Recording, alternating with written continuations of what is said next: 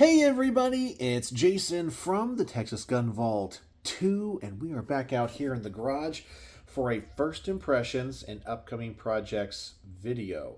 I also might have a little bit of politics at the end, but I always save it for the end because I know a lot of people just like to follow me for the gun content, and I am respectful of that, so we always talk the guns first around here. So before I go over my first impressions on the one firearm I was able to take to the range today, and I had a blast with, I have to give my quick caveat because I know people will find this video and then after watching it telling me it is the worst review of all time. You don't show any range footage.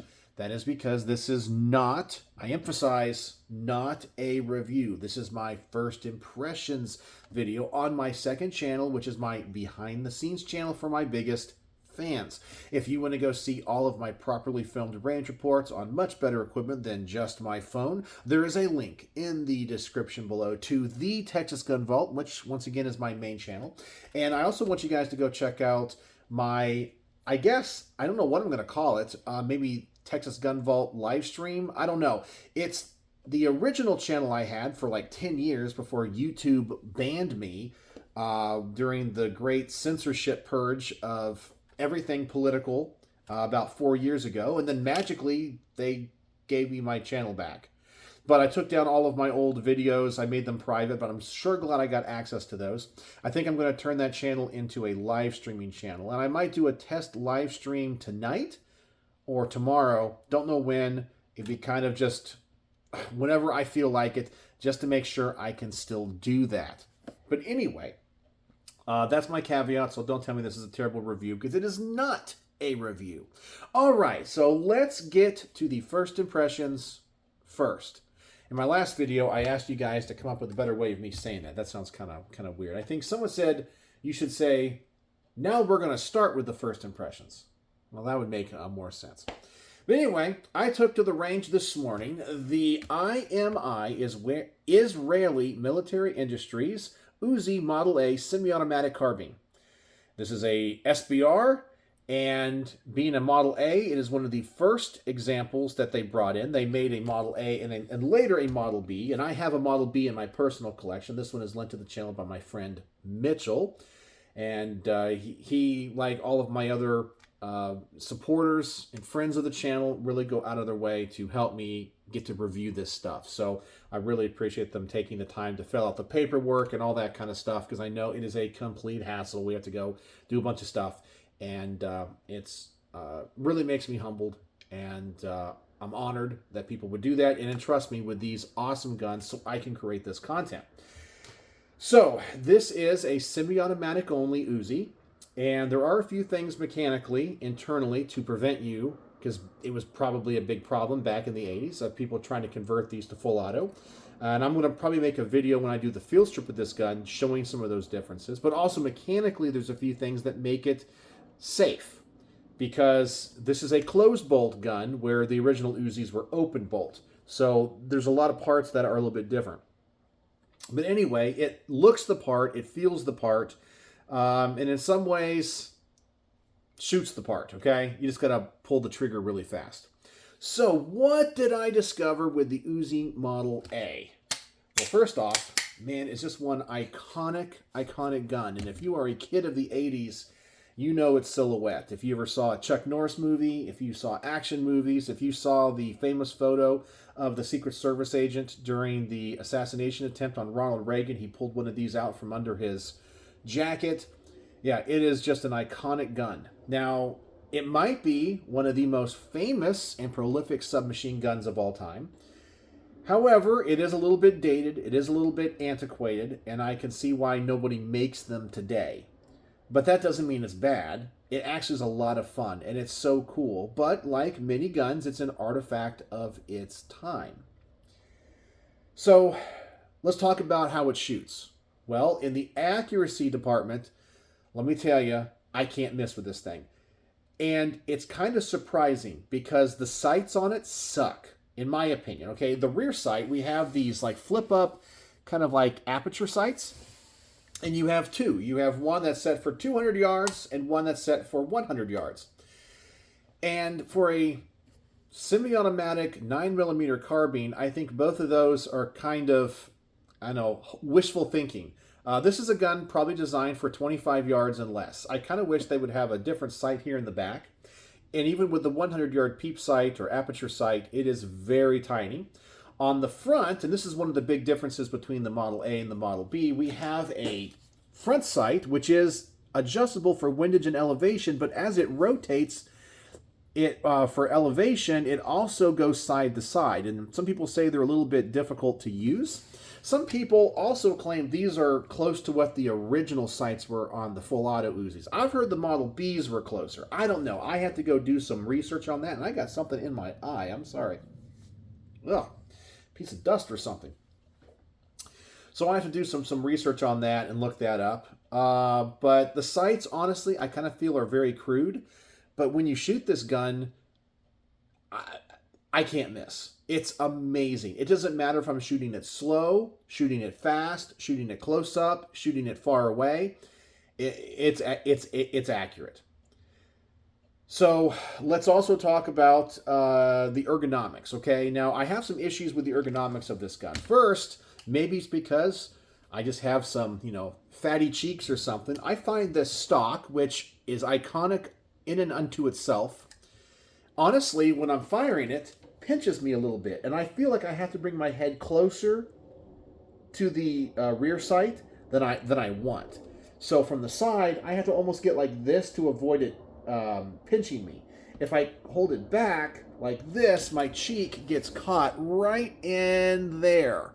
And under recoil, you kind of feel it a little bit. So not that super comfortable. I'm also not a fan, and I've talked about this in some of my different B&T reviews.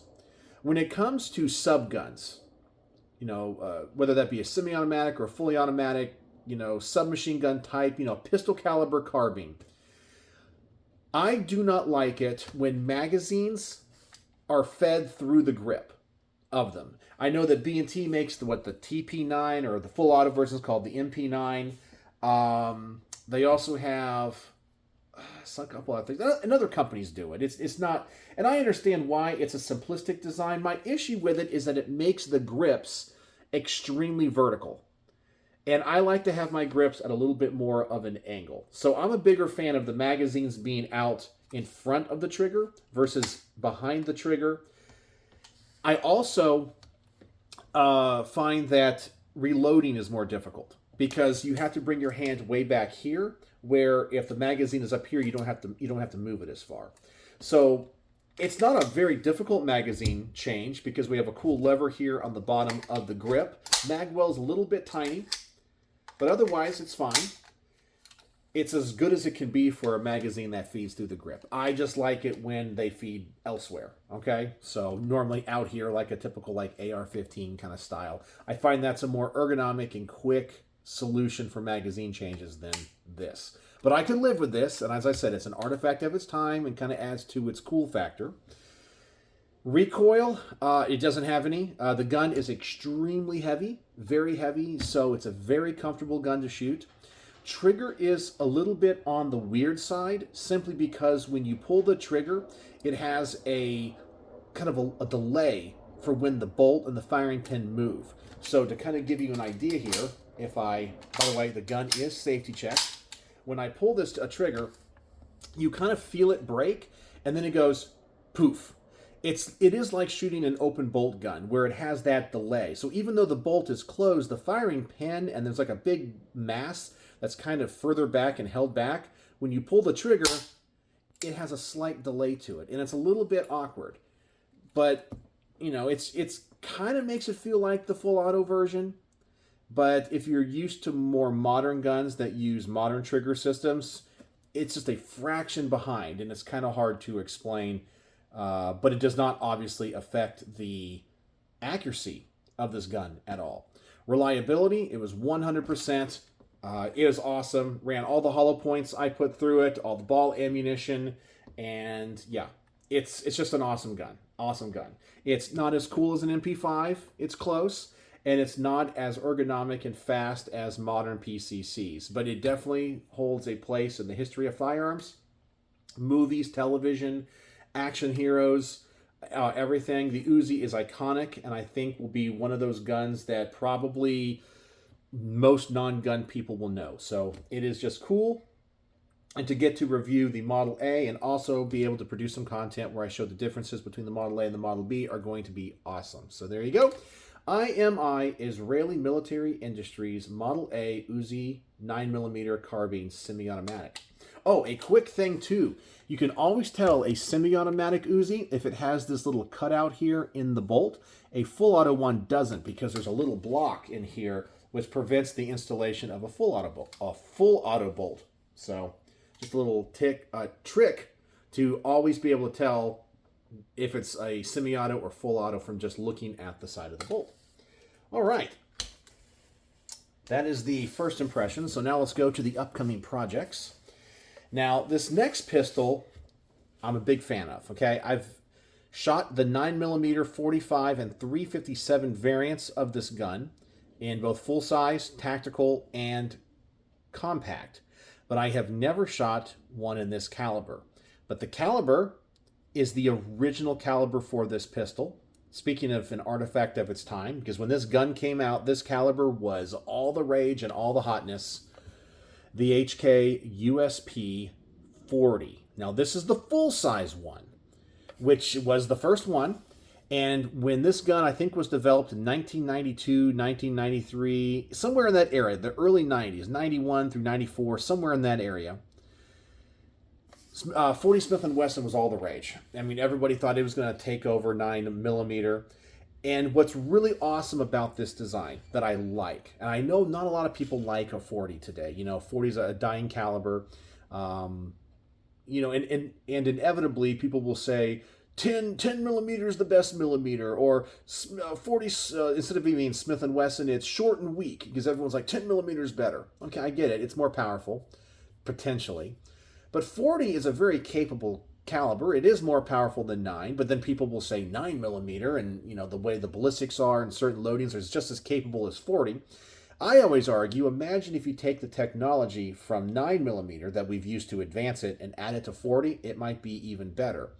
But does 40 still have a place? You get less capacity than 9mm, it's snappier, it's higher pressure, and I understand why some people don't like it. However, I believe most complaints of 40 come from the fact that most 40 caliber pistols are guns that were initially designed for 9mm that got chambered up to 40. And that's why you have wear problems with guns like the Glock 22, the Glock 23, and the Glock 27. Those were originally 9mm guns. The frames were designed for 9mm, and then they chambered them up to 40, snappier, faster, higher pressures, and we had problems with frames cracking and so forth.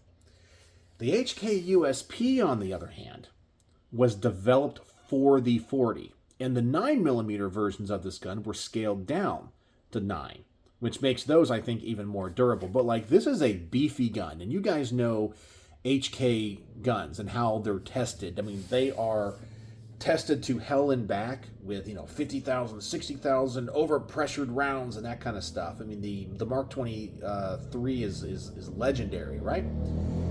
And I guess some people are driving by in their motorcycles in my alleyway, so I have my garage door up because it's such a nice day outside. So anyway, didn't know what they were doing. But the USP, man, it's kind of a beast of a pistol. And I'm excited to shoot it because it was designed for the 40. Everybody says it's one of the nicest shooting 40s because it doesn't have the same recoil. It doesn't have many of the same problems that like a Glock does because it was built around the 40. It was built around the higher pressure. It's a beefier gun. Some people are not going to like that because they can't conceal this as well. But this was a workhorse. And it was really, honestly, HK's first pistol where they decided to abandon all of their, and I hate to use the word gimmicky actions. You know, let's be honest. The P7 is an amazing pistol. Okay? Amazing pistol with a squeeze cocker and all that. It's unconventional. The HK4, which was their first pistol, it was all like sub-caliber stuff, direct blowback. Yes, you could change calibers, but it was kind of gimmicky. Same thing with the P9. It was a roller delayed blowback gun, kind of operated the same as an MP5 submachine gun. I'm trying to think of what other pistols they had. They had the VP, no, was it the VP70? The VP70, the very first polymer framed pistol, and it had a terrible trigger in it, which is another gun I would love to review one day. This is the first time they finally said, you know what? Everyone has the tilting, Browning tilting action barrel type of thing, and HK finally did something conventional. Hammer fired, traditional safety. It has a decocker on it. And this was their workhorse gun. And honestly, I think it is one of the best designed pistols of all time. It might not be the most popular, but I think from a durability and from a functional standpoint, it is one of the best. Everyone knows it, but I still think it is underrated. And this one is chambered in 40, and it's an early example. The date on it is KD. So what would that be? K is 90... He is 93 is what I think it would be. I think K is... Yeah, I think H-I-J-K. I don't know. I'll have to double check. Maybe it's 93. I can't believe it'd be 2003. It could be. I'll have to check.